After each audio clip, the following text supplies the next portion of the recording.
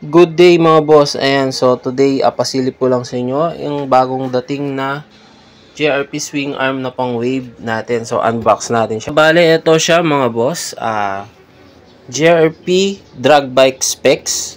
Lightweight. Magaan siya ng konti kumpara sa ibang JRP swing arms. So meron tayong plus 2 at plus 3.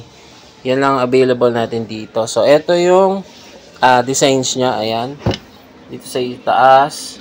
Naka-ukit, JRP, at sa gilid, ayan. So, ito yung nagpapaangas sa kanya, ayan, no?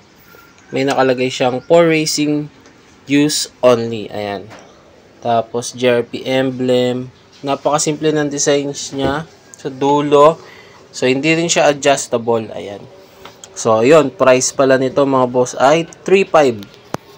3.5 lang, mga boss. So, avail na kayo. Pwede to sa Wave, syempre, XRM, lalong-lalo na sa mga uso ngayon, Pantra or Pantricycle. Ayan, TMX or kahit anong underbone na dalawa ang rear shock. Ayan, pasok yan mga boss.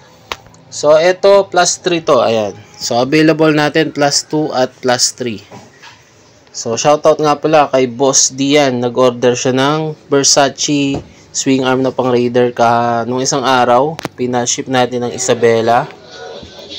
At kay Boss Afla ng Batangas. Nag-order siya sa atin ng rim set. Ayan. So, thank you mga boss. So, ito, 3.5 lang. Ayan. Meron ka ng JRP swing arm na pang wave or pantra. At ibang underbone, gaya ng smash. Syempre. So, ito nga pala lagyan ng panel niya. Ayan. Maganda to sa mga drag bike. Plus 3. Tapos plus 2 sa mga tayo ang street bike lang. Ayan. Yan. So, avail na kayo mga boss.